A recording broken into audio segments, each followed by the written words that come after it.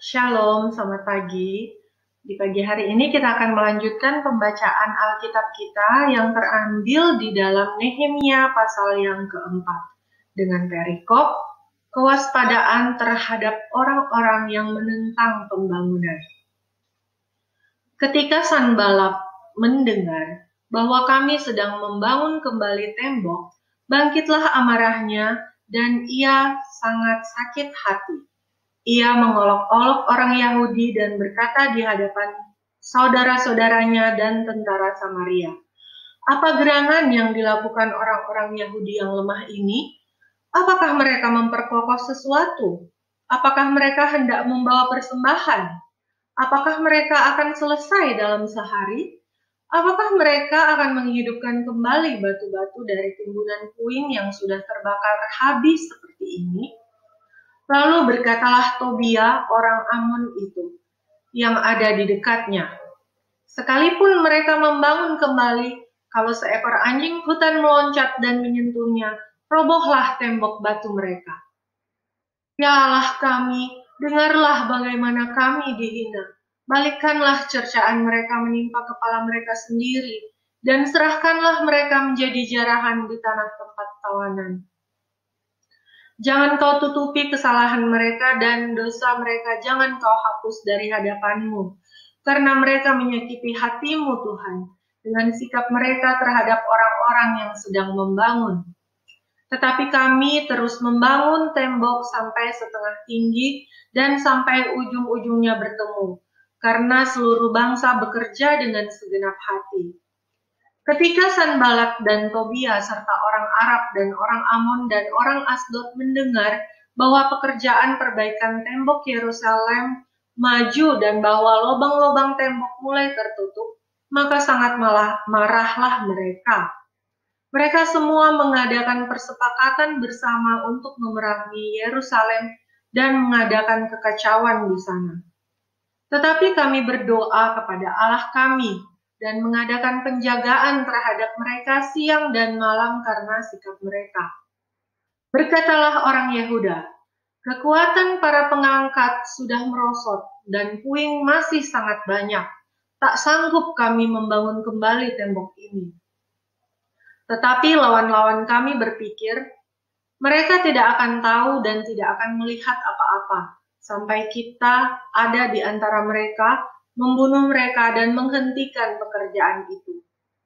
Ketika orang-orang Yahudi yang tinggal dekat mereka sudah 10 kali datang memperingatkan kami, mereka akan menyerang kita dari segala tempat tinggal mereka. Maka aku tempatkan rakyat menurut kaum keluarganya dengan pedang, tombak, dan panah di bagian-bagian yang paling rendah dari tempat itu, di belakang tembok, di tempat-tempat yang terbuka. Kuamati semuanya, lalu bangun berdiri, dan berkata kepada para pemuka dan para penguasa dan kepada orang-orang yang lain, "Jangan kamu takut terhadap mereka. Ingatlah kepada Tuhan yang maha besar dan dahsyat, dan berperanglah untuk saudara-saudaramu, untuk anak-anak lelaki dan anak-anak perempuanmu, untuk istrimu dan rumahmu." Ketika didengar musuh kami bahwa rencana mereka sudah kami ketahui dan bahwa Allah telah menggagalkannya, maka dapatlah kami semua kembali ke tembok masing-masing ke pekerjaannya. Sejak hari itu sebagian daripada anak buahku melakukan pekerjaan dan sebagian yang lain memegang tombak, perisai, dan panah dan mengenakan baju zirah, sedang para pemimpin berdiri di belakang segenap kaum Yehuda yang membangun di tembok. Orang-orang yang memikul dan mengangkut melakukan pekerjaannya dengan satu tangan, dan dengan tangan yang lain mereka memegang senjata.